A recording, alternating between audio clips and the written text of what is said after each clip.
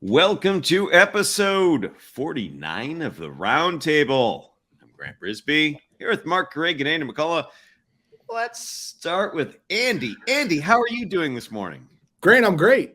How are you? Oh, I'm well. Marc, how are you? That's a professional right there. I'm doing fine. I am doing great. All the technology's working like it should. Mike's hot. I'm hot. Let's go. We didn't spend 25 minutes trying to fix the microphone on my laptop, only for it to start as soon as I started doing it in Zoom on my phone. Oh, so good. It was so good. The best part about this, this is how the sausage is made, is that you get to watch Andy get the ass in real time. Oh, man. Like it's silent. So he's like Buster Keaton out there. He's oh, it's so good. So like good. There are some people that you can needle when they've got the ass. And there are other people where you need to go get under the desk and wait for the flashbang to go off before you reemerge. Right? And that's Andy. You know what? It's better to be pissed on than pissed off. That's what I'm saying, fellas. There it is. Yeah, words to live by, baby. I had my bachelor party this past weekend. My friends got me this shirt at a thrift shop. Mark showed up, barely made his flight, so it was nice.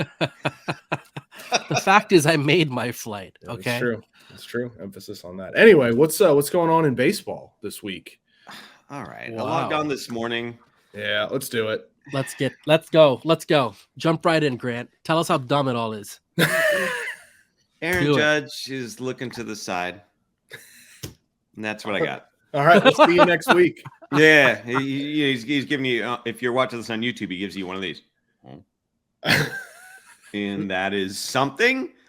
It seems like the dumbest, because afterward, Jay Jackson of the Blue Jays threw the literal worst pitch in baseball history. The literal worst hanging slider to Aaron Judge right down the middle, a pure cookie. What are we talking about here? Can you help me make sense of it? That pitch is known in the clubhouse as a certain word that we probably can't say here. Yeah. But like you'll see it. I used to call that the old plate bisector. But dude just loves symmetry. Just center cut. Yeah, I mean, okay. Here's what replay hath wrought, right? Is that now I don't fundamentally believe there is a way to illegally get signs currently. If you're using PitchCom. Mark, correct me on that. No, I don't think so. What the technology, I guess it could exist if you had cameras and buzzers and a very elaborate system, right? Like, I guess the technology, but that seems more or less impossible. You'd have to try awfully hard, and you'd have to you can't hack cavalier. No, I mean, we don't think so. No, right? Okay. And there's no X-ray cameras, as far as I know. Yeah. What people forget is that PitchCom actually there's a wire going from the catcher under the infield, coming out through the mound. People don't realize that, but anyways, go on, Andy. Well, so I was watching this last night, and I saw the clip that was going around, and I texted Mark, and I texted a couple other people, and I had a theory that most likely Alejandro Kirk was not protecting the sign when he was hitting the PitchCom. Now you're saying, well, how could what does that mean? Well, Jay Jackson throws two pitches. He throws a fastball and a slider. And so it would stand to reason if Kirk is raising his right leg and pressing up or down or left or right, or whichever way the pattern was, right? He's either hitting one of two buttons. It would become relatively clear to someone in the dugout, the first base coach, the on deck circle, whomever, most likely the first base coach. Maybe theoretically you could see what's going on there, right? At which point that person could make some sort of signal to Judge, hey, fastball, slider. All of this is perfectly legal, even if that's what's happening, even if that elaborate conspiracy is what's going on. Perfectly legal, part of the game. None of this, was an issue really to this extent before the replay room came in and technology got involved, right? Right. Yeah, dude, what you're describing is just good baseball, and it has been for 125 years. I think what I'm fascinated by the scenario isn't the did he or didn't he. I mean, whatever. Who knows? Okay. What I'm No, I was fascinated. glancing at my clubhouse to see who was chirping. Yes. I Oh, like that. That's chirping. a great freaking Chirping. excuse. I That's like another that. one. That's another That- good ball word, chirping. Didn't expect that to be the explanation. Maybe it's No. true. Who knows? It could be. Twice. Right. Twice. They must have been saying some funny stuff. Right? Like they must have been bringing their A material for Aaron Judge right before a pitch to be thrown for him to look over there. Like, dude, that's funny. Be like, Okay. whoa. You know? Yeah. Or it says something about Jay Jackson. Right? Like, or, you know, oh, whatever. Yeah. I'm just going to get like another D Yeah. high slider anyway. So, like, I don't really care, right, about that part of it. What I am interested in is just how, you know, it's not far below the surface, this post Astros world that we live in. It does not take a lot to start hysteria about this stuff. And that's what I was fascinated by. I mean, for the love of God, he just looked to his right. Yeah, right. Okay, he didn't even move his freaking head. Right. And now people are going crazy about it. And it's very easy to say stuff like, oh, this is just dumb social media. Oh, social media. Oh, social media. Dude, there were people in the game talking about this all night last night, right? Like after games, like players were talking amongst themselves about what this was. So I think like, yeah, it's easy to dismiss it as just, you know, like talk and hot air or whatever. But to me, what brings it out is like, man, we are still scarred from the Astros stuff. That's the only way that something like this could catch fire the way that it has, because really all he did was move his eyes to the right. Like, what are we doing?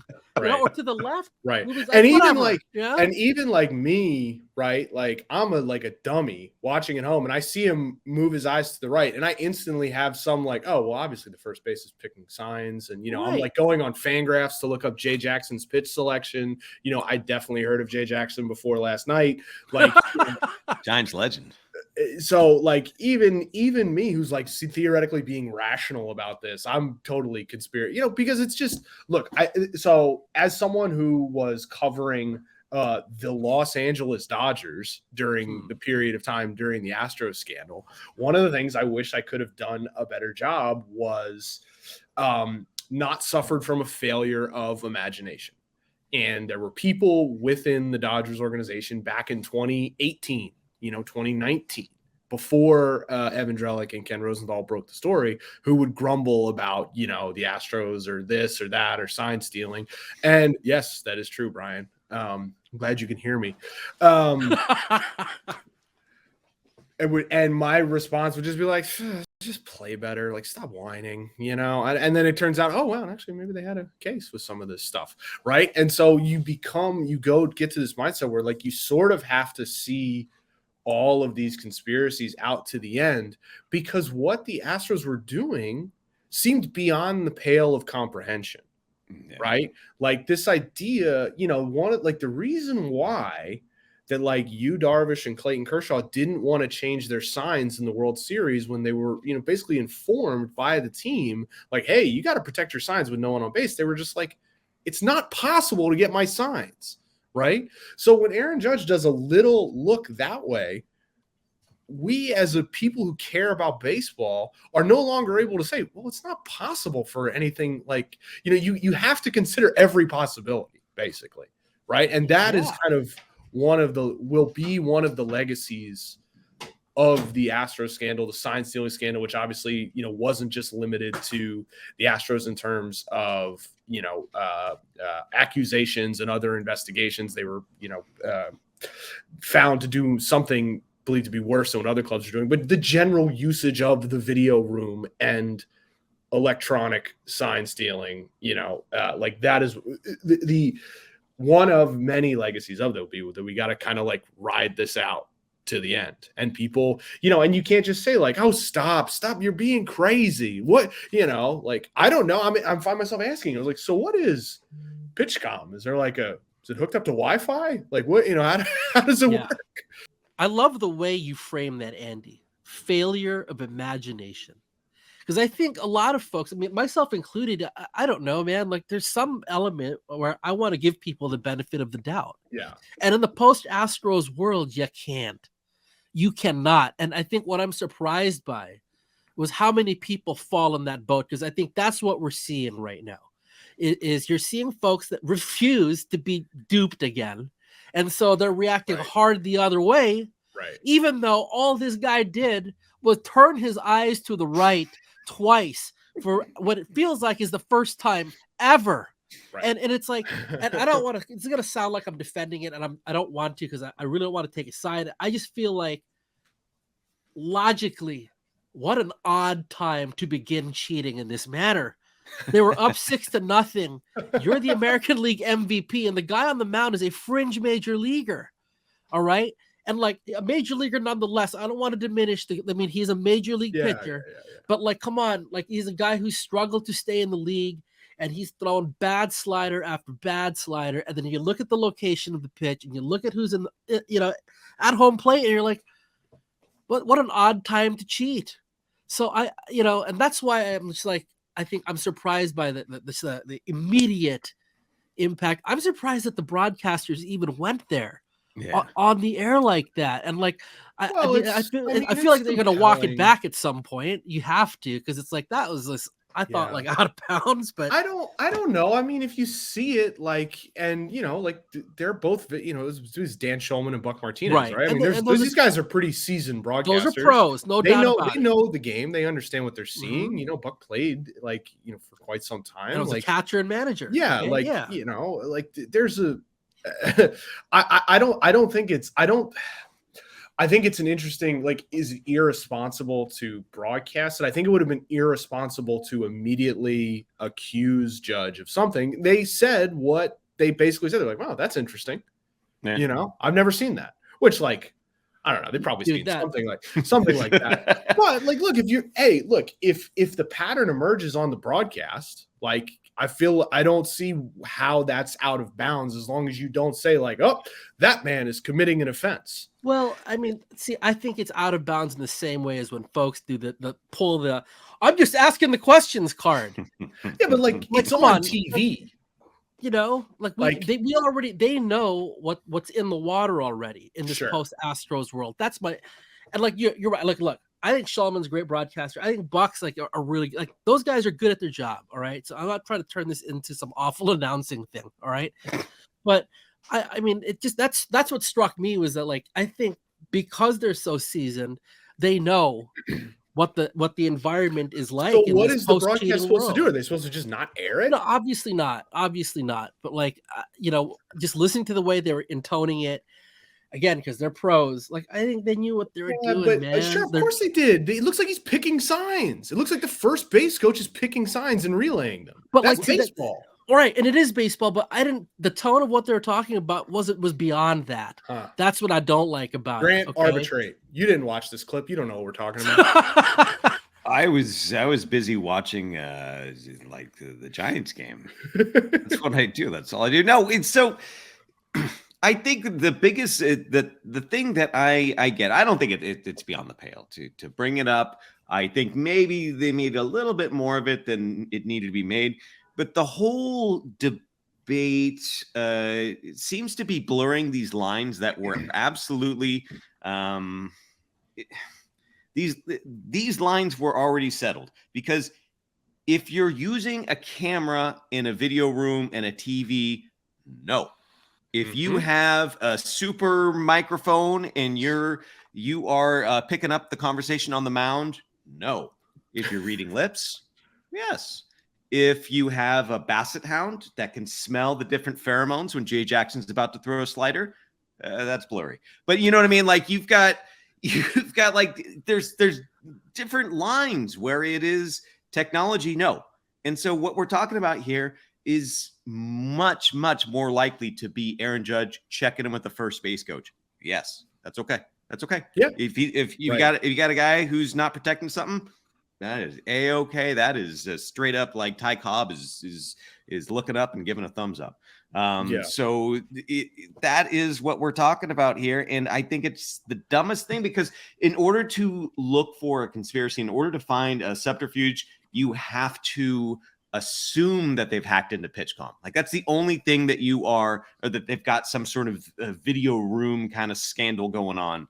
And I just don't think that's Occam's razor. He's just, if he's getting signs, it's baseball stuff. Occam's razors, they were chirping. my bros are chirping.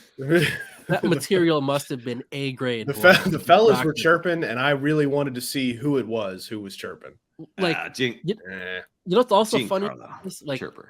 Toronto, like, for years, and Andy, I mean, I remember when I was covering baseball, I heard this constantly. There was always people grumbling about Rogers Center. The man in white. Oh my God. Oh, yes. Every time. Like, you know, like, how do these guys score so many?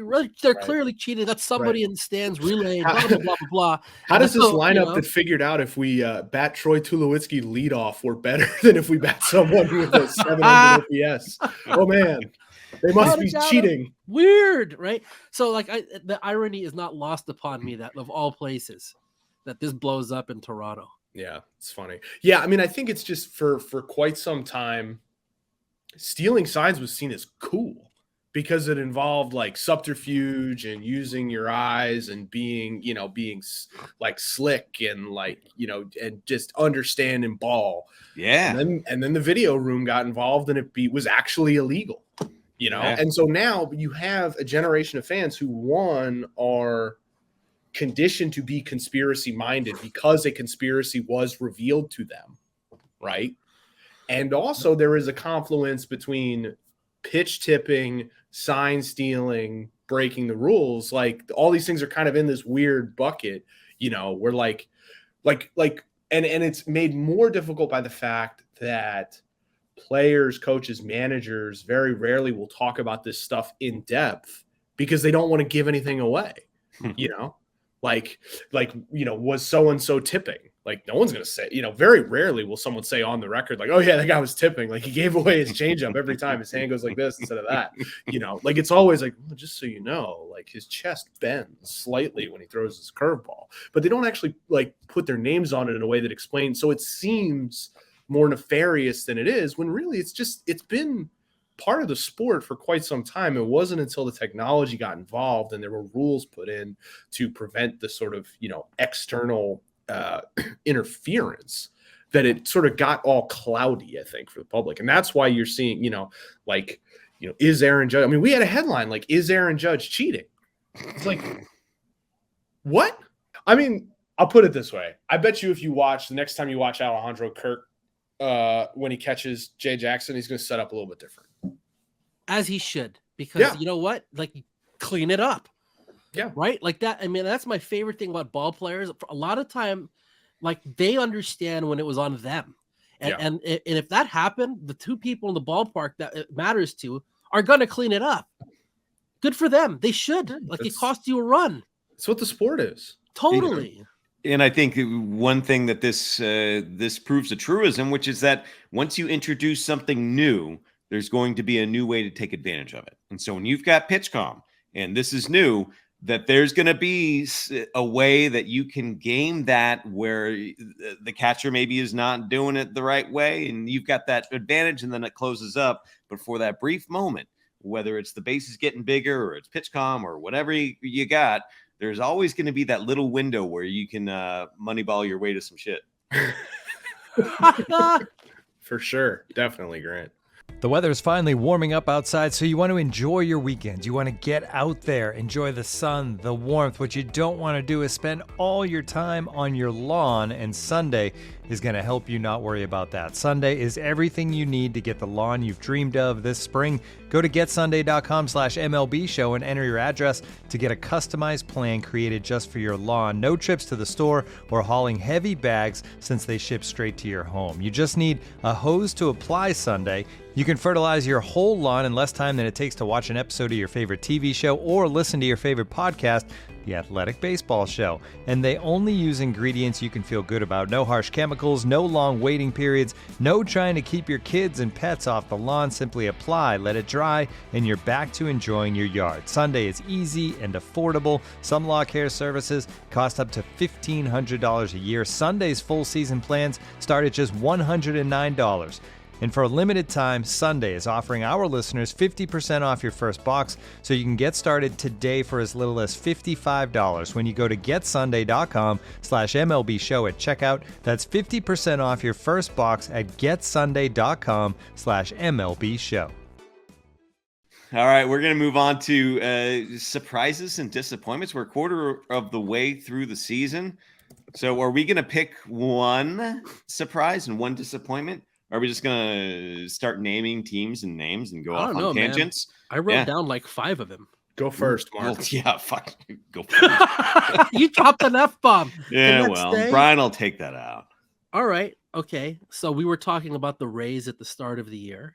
Mm-hmm. And we had talked about how they're probably going to suffocate a bunch of teams and all that stuff. Mm-hmm. Dude, not only are they 31-11, they got 81 bombs. Yes. That is very surprising to me. Yes. I mean, I knew they were hitting a bunch of them, but they're in the same neighborhood as like the Yankees, Braves, and Dodgers. Mm-hmm. The Rays, man.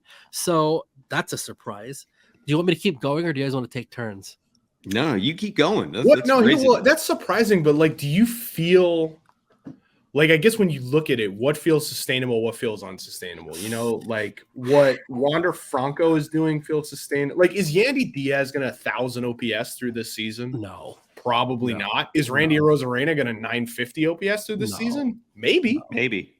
You think so? I don't know. I mean, maybe. That feels more possible than Yandy being at 1,000. Well, the lineup depth is certainly the thing, right? Because we had talked about that at the start of the season that, you know, they're top line guys, right? You can see them like breaking out, stepping forward, doing whatever. Yeah. Obviously, what we've seen here is that it's like 1 through 8 or whatever.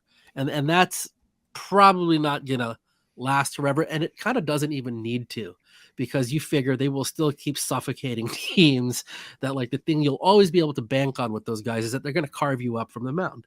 So I don't know, 81 bombs, boy, that's a lot. I think they're leading the league by 10. Right now, like we're already the middle of May, so that is shocking, frankly. And that's not to diminish the players they have on that roster at all. I'm just saying, you know, this has to be like a 95th percentile outcome. Yeah, right. Yeah, that offensively, yes, totally. I would say what is actually, I mean, the offense has been like the strength of the Rays has almost always been the pitching historically, and their pitching is like pretty unsettled currently. Yeah. And so that it will be interesting to see if they attempt to navigate, like if they attempt to like go get a starter at the deadline, which is not a thing they've historically needed to do because they have so many pitchers. But, you know, with Rasmussen and Springs both, you know, suffering significant injuries, Glasnow is always kind of shaky, right? Like how, you know, will they want to actually get a frontline guy? Do they have enough like position player depth to, if there is, I mean, I don't even know who would be the number one pitcher on the market at this point. You know, Corbin Burns has stopped striking people out, which is a bit odd. And the Brewers are going to be in contention. Yeah, they're good. So, I don't actually know who, no one comes to mind immediately, but Mitch Keller. And let's be honest, like by the time the trade deadline comes around, it's Mitch Keller. Man. Is that bleak? Is that dark? Yeah, I don't think that's fair to Mitch Keller to say it's bleak, but no, I mean bleak for the Pirates and the Pirates fans. I like Mitch Keller a lot, but I mean for the Pirates who are currently like right up there and just barely in second place, that's bleak for the fans. I don't know, like if I'm the Pirates, and the Pirates could be another surprise, right? They'll be my surprise. How about this? The entire NL Central is a surprise.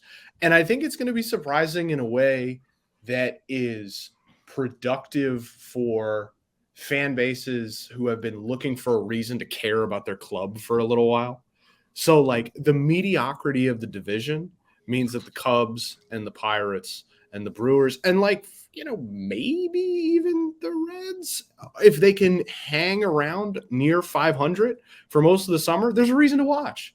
because it's going to take like 85 games to win that division given the current setup. Now, of course, since Katie Wu came on last week and did an obituary for the Cardinals, they've won like 8 in a row. The Cardinal way is back. They can catch Here they the baseball come again. They're going to win 93 games yet again. So who knows? But like, I think while mediocrity is probably never a good outcome for the sport, it's better when teams are actually good. It would at least be a reason to keep watching, to care, to get reinvested. And that is, a signal to ownership, not that they necessarily need it, because as you all know, we're the only pro labor podcast, but that like there's a market for baseball in Pittsburgh. There's a market for baseball in, Milwaukee. And obviously the Cubs are the Cubs. Like, fans will come if the team is good. They've proven that, right? And so hopefully there's a reason to continue to come out in the Central. Now, am I supposed to go with the disappointment, or am I supposed to go with the surprise? Because you've all done surprises, correct? Whichever you want to do, Grant. All right. Well, I'm going to go with, I don't know. I don't even know if this is a surprise. It's just, it's something that I've noticed, and I want to I'm surprised that I appreciate it as much as I do. We use the Rockies as a punchline around here. We did an NL West kind of go around, and we mentioned the Rockies as a joke. I don't know which one of us did that. It seems very unfair. But Kyle Freeland is pitching really well. And I just want to point out that Kyle Freeland rules. And that Kyle Freeland, the story of Kyle Freeland, he went to high school in Denver. He signed an extension with the Rockies. He's on a team that has maybe less hope than every other team, give or take, in baseball. And he's just Kyle Freeland. He is pitching, and he's pitching well. Like his adjusted ERA for his career is 1.16. He's good. And now he's having another good season. It's probably going to regress to the mean a little bit, and his ERA is going to be 4.5 or something like that by the end of the year. But I just wanted to appreciate on this podcast, for posterity's sake, Kyle Freeland, good major league player, just had a birthday. Happy birthday, Kyle. But honestly, like he seems like one of the more undersung people in baseball, players in baseball. Yeah, I mean, he had an excellent 2018 season, right, when the Rockies really gave the Dodgers a run for their money, and then super regressed in 2019, and then has just been caught in like the Coors vortex for 3 or 4 years. Like, you look at his, as you said, you look at his ERA plus, and you're like, oh, pretty good player. And you look at his ERA, and you're like, well, that starts with a 4. So, and so he's just one of those, like, every year we do the ACEs survey, and inevitably, someone will write for Antonio Senzatella or German Marquez, like, would love to see what they do outside of Coors, and Freeland is just kind of one of those guys as well. But he is a good player. But he's a Denver native, and I think he likes being there, and it's comfortable for him, and bless him for that. I love that. I really do. Sorry, go ahead, Mark. No, he's significantly cut down his walks. I didn't realize that until now, because he's still giving up bombs. Like, as far as like homers per 9, it's about the same. But yeah, he's significantly cut down on the walks, and that's a good formula there for a Denver native to thrive at Coors Field, or at least try to anyway. It's really just survival, yeah. Yeah, and I just love the paradigm of a crafty lefty. Like, it feels like you don't get those enough these days in the modern game, because every Tom, Dick, and Harry can throw 95 from the left side now, where it didn't used to be like that. But now you got a guy, his strikeout rate is, not great. He's just he's pitching, man. He's balling. I just wanted to appreciate Kyle Freeland, because Rockies fans, they're a part of. There's some roundtable heads in Denver, I think. 100%. Hey, like, so you mentioned Freeland's 2018 and that regression. I wrote down a surprise / disappointment in which that dovetails a bit. Alek Manoah, the Blue Jays. Your guy. My guy. Yeah. Like, struggling. Velo's down, commands off, get hammered. And that is very surprising. I mean, he pretty much owned the Yankees all these years, and got knocked around a bit here recently. But you look at the rest of that rotation. I think there's only one guy or two guys in it. Like, first of all, they've had 5 dudes make all the starts, which, wow, right? Like that never happens. But also, I think the other ERA plus that's below 100 is Jose Barrios at like 90. Yeah. Right. The other guys are pitching well, and look, 90, you can get by with that.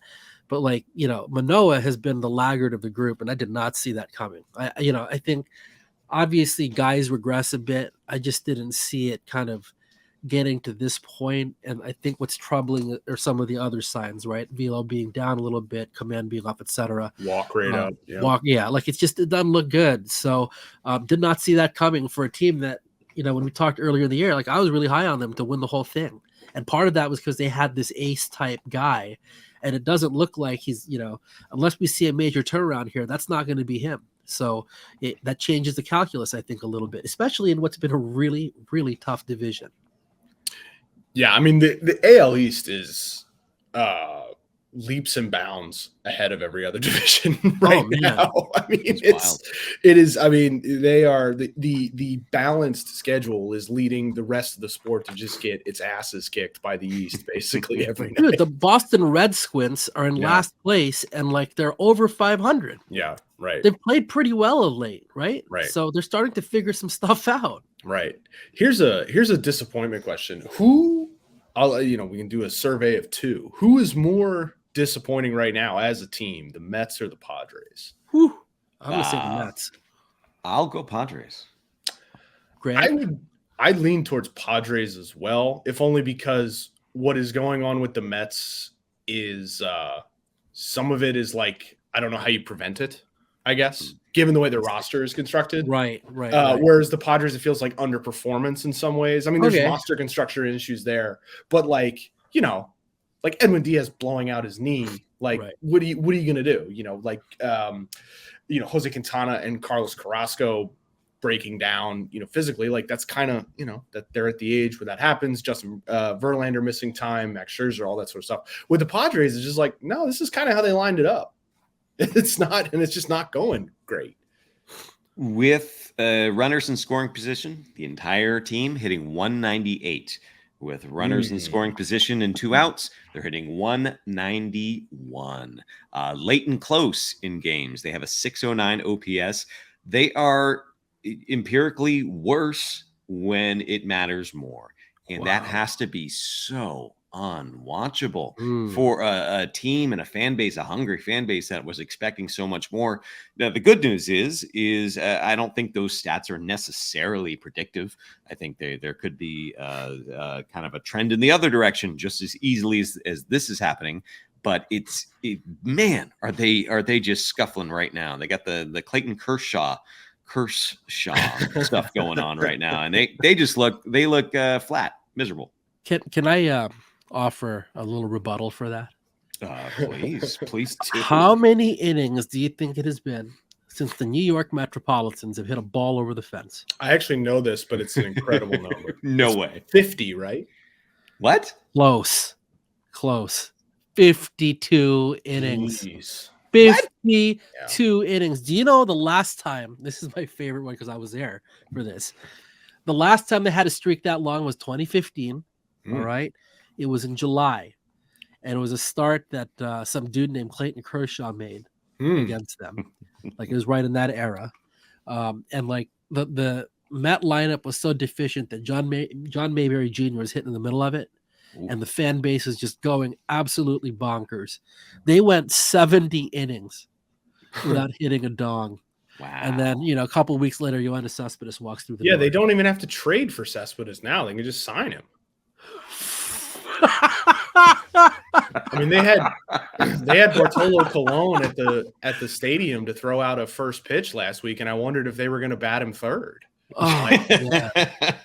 I mean, with the Mets, now to be clear, like with the Mets, as I said, with the Padres, there's some roster construction issues, like turning Jake Cronenworth, a really good utility player, into a first baseman doesn't make a ton of sense to me.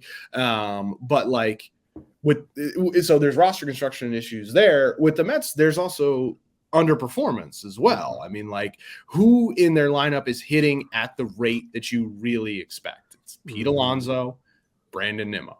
Like McNeil and Lindor have been, underwater for a little while. Like Vogelbach is fine in the aggregate, but there's obviously, complications with his like sort of type of player. Doesn't hit for like a ton of power, gets on base a lot, but isn't the greatest runner. He's perfectly fine, but like it's hard to, if Dan Vogelbach's got your third highest OPS plus at like 115 or whatever it is, like you kind of need to clean some stuff up. The younger fellows are not really hitting. Max Scherzer is just kind of grinding through it in a way that is aesthetically troublesome, I would say. And I guess the thing with the Mets is you're kind of like, this just might be what the team is, right? Well, yeah, no, totally. And it's funny because I think the Yankees across town get so much crap for running it back, right? Yeah. Their team run it back. Dude, offensively, so are the Mets. They've run it back with a lot of the same guys. And what you've had here is Pete Alonso can hit a ball over the fence. He's got 13 bombs. But boy, they are really lacking everywhere else. Like you still got to get some homers from somewhere else. And like that was an issue they had last year. Yeah. They're facing again this year. So yeah, to your point, maybe this is just who they are, right? Like a team that I think like the first half last year they made up for it. Like with runners in scoring position, they were insanely good, right? They were getting all these laurels for situational hitting, blah blah blah blah blah. Well, that's dried up. It has stayed dried up, and usually what happens is like teams will like lean on the home run to get them through. They don't really do that. So I think that's a great point. As far as this might be who they are, right? Because we know the pitching, obviously, they're older. So you're going to expect some level of them breaking down. But, offense, I mean, I don't know. I didn't think it was a horrible bet to see like if some of these complementary pieces could help lengthen the lineup and like you get some bombs in there.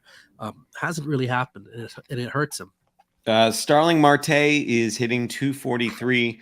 His slugging percentage is 294. That's not great. That's when bad. You know what I mean? What like, you want. I don't need to read off his doubles and home runs to let you know that he's just not hitting for power. Yeah. But listen, they are playing Tommy Pham, and everyone knows that he's a slap hitter. Stop it. Wow. Got him. Stop That was funny. Anyways, so we're talking about lack of power. That's where I'm going to transition to my disappointment. The Cleveland Guardians. And I will just say this. I had this up a little bit ago. Let's see if I can still find it. Maybe Brian takes this out. Maybe he doesn't. Maybe he just lets me twist. Okay. Yeah, Andy Diaz, Randy Arozarena, Isaac Paredes have combined for more home runs than the entire Guardians team. Oh. We're talking 3 Rays. Yeah. And the Guardians are just, they have no power. They have no offense. They are, because it's the AL Central, they're fine as far as they're not buried. They could come back, but they are one of those teams, like if they come along every so often, that just must be so hard to watch. They have an 81 adjusted OPS. Their pitching is fine, because they can pitch, but they just can't string runs together. And I remember watching them in the postseason last year and thinking, gosh, if only they could just get a little bit more offense, and they just have not found it since then. Yeah, I mean, they went out their big sort of their 2 big offseason acquisitions were, offensively were Mike Zunino, the catcher, who's having a subpar Mike Zunino season, but the similar profile, right? Like not a ton of contact. Right. He is hitting for a little bit of power, but not a significant amount. And then Josh Bell, who is just kind of, like he's up and down. Historically, he's had some good seasons. He's had some mediocre seasons. He's kind of having a not great one now. And so, yeah, they're still, they look short. I still suspect they will win the division just because I feel like Andres Jimenez is going to start to hit. He was so good last year, and he is quite young. He's 24. Wow, that's wild. Jose Ramirez is obviously having a perfectly fine season. The pitching will be there, but I mean, definitely, I thought they were going to run away with the division. I thought they had a chance to like contend for being, best team in the sport type with, a variety of some of their younger players taking steps forward. I just was kind of, shaking up the dice and saying maybe that'll happen, but nah, doesn't look that way. Yeah, I didn't put them that far below the Braves in like preseason mental rankings. I thought, yeah, they had the pitching. They've got the conveyor belt of pitching. They always do. And they're going to get some younger players stepping up. Josh Bell, I liked that signing. I thought that they were on their way to something that's not this. This reminds me of like the 2009 Giants that were just terrible offensively and had all this pitching going on. I don't have I do have the bell. Have the bell. I'll ring it. I got the Giants. But I remember watching those teams, and it's like that interesting. We could probably do a whole podcast on the great eternal question of: is it worse to watch a team that can just hit but can't pitch, or is it worse to watch a team that can pitch but can't hit, or a team that can hit and pitch but can't field? Like, I don't know which is the worst fate, but I gotta say there's a special pit of darkness in my soul for the teams that can pitch but can't hit. Do you like boredom? Do you like heartbreak, or do you like slapstick? Right? Those are your three choices. And the worst is boredom. Yeah. Right? Just like this team sucks, right? Like at least heartbreak, you're like, oh my God, the bullpen blew it again. That was outrageous. And then when they drop balls in the field, it's like, well, that's funny. No, it's a good point, because it's that feeling of the other team gets a 2-run home and you're like, well, yeah, we can't come back from that. Yeah, right. I think that is by far the worst. We're not wizards, we're not going to get 3 runs. That's much worse. I think you answered that question. Yeah, 100. Because I watched the Mets in 15 were that until they got Cespedes. Yeah, it felt like they went 2 months. Were like, they're down 2-0. Pack it in. Yeah. It's over, right? Yeah. And then for the transformation that they went through, now they would probably do that, but like I remember the fan base being just absolutely despondent about it. Like, God, it was brutal. And so anyway, I think that's sort of the number one. So I have a surprise. Dude, the Texas Rangers not only are good, but they're pitching their asses off. Yeah, I was so how old do you think Nathan Eovaldi is? I know this. 31. He's 33. He's 33. And it blew my mind. Like, I feel like Nathan Eovaldi's been pitching for 20 freaking years. 20. Like, I mean, he hasn't been, but it just feels that like he's been around forever. And, him, he's having a good year. John Gray having a good year. Martin Perez having a good year. They're pitching their butts off without DeGrom. That's looked like a pretty solid baseball team to this point. So good for them. That surprised me. I mean, when you talked about age earlier with the Guardians, like that what jumped out to me was like Nathan Eovaldi is like only 33. Like, I don't know, like felt like a lot older to me. Anyway, they're having a nice little run of it. The Texas Rangers, good for them. They're also banging that ball around too. Yeah, their lineup can do a little bit of damage. And they're getting a really nice season thus far out of Marcus Semien, who was like the worst player on the planet at the start of last year. They had a really like subpar start to the season. And one of the reasons that I really liked, I think I wrote about this at the time. I hope I did, because it's a good point.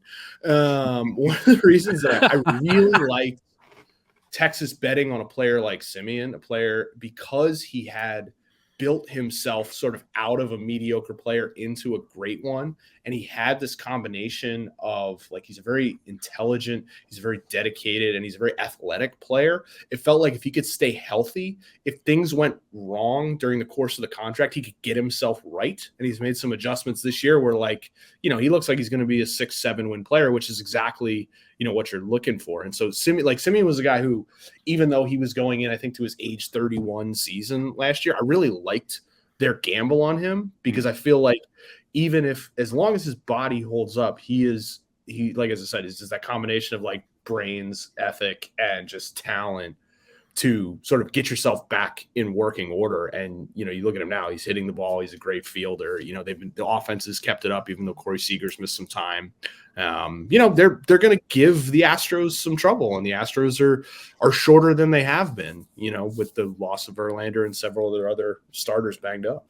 In the interest of parity, I will point out that when it comes to runners in scoring position, because I was looking this up last night for a different reason, we talked about the Padres. They are a baseball worst 198 with runners in scoring position.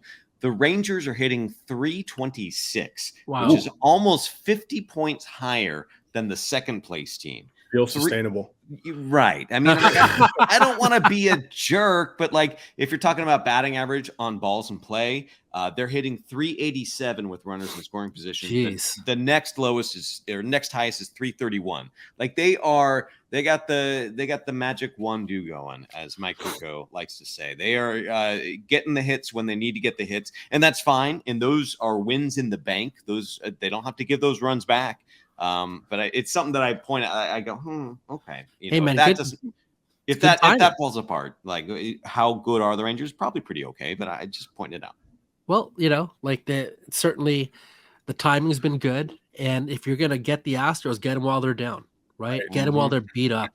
So that's why not only there's just some luck involved and whatever, but also, man, it's a roster full of good players. So they're gonna get hot, and that's what it is. And like also, man, credit to them. The Astros are banged up so badly right now that if there's a time to kind of play over your skis, this is it, right? So. Yeah, Bruce Bochy gets some credit, but mostly it's just they don't have that the Levi Weaver stink around them. Guy's just a bummer. You know what I mean? He brings the whole franchise down. Can we stay in the division for speed round version of surprises and disappointments? Sure, Mark. Here's a surprise. The A's have We're won only 9 over time. games. The A's have 9 wins this year. Yeah, that is shocking to me. Good for them. Way over what they should be doing. Oh my God. That is awesome, man. Esteury Ruiz has 19 bags this year. Okay, Rooker hasn't stopped hitting. So hey, man, good for them. 9 wins for the Oakland Athletics. Well, real quick, where do you think the A's rank 1 through 30 in home runs? They're probably in the middle somewhere, right? Like 15? 13. They're 13th. They're hitting home runs. Like I have to spend, and I'm really upset about this, but I have to spend time at some point this week to figure out what a Brent Rooker is. Yeah. And like, apparently he's like, I don't know, Albert Pujols now. And so he's been good. And yet you look at, I know we've talked about this before, but on Baseball Reference, they've got that bar graph where it shows you the margin of wins and margins of losses.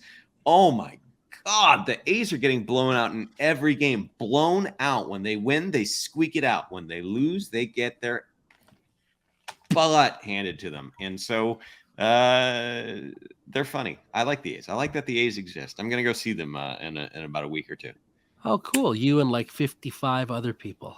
Dude, that is so for me. I love that. That gives me the Candlestick vibes, I was a vendor at Candlestick when they were terrible. Is that a euphemism? No. Okay. I was a vet. I sold Cracker Jacks and bottled water, so I would sell Cracker Jacks on the cold games. And this is 1998, I guess. And when the Expos were in on a Tuesday night, like you start an hour and a half before the game and you walk up and down the aisles going, Cracker Jacks, yeah. And like by half an hour in, you have already offered Cracker Jacks to every single person in that stadium 3 times. And guess what? You got another 7 innings to go. They're not buying Cracker Jacks. But you know what? Maybe they will. Because they got tattoos in them and you can put them on. So. The Royals need to trade Salvador Perez. That's all I got. Oh man, he's killing it right now. He's him and Vinny. That's it. Yeah. Could the Giants use Salvador Perez? I don't know what the Giants would trade or why, but yeah, sure. That's for the rights to like never show the final out of the 2014 World Series. Hey, look, man. They won the next year, so flags fly forever. See, that's funny. And the Rangers also won the next year in 2011 because I turned off the TV in the bottom of the 9th inning. Tough crowd. All right, Tough crowd. All right, this has been episode 49 of the Roundtable.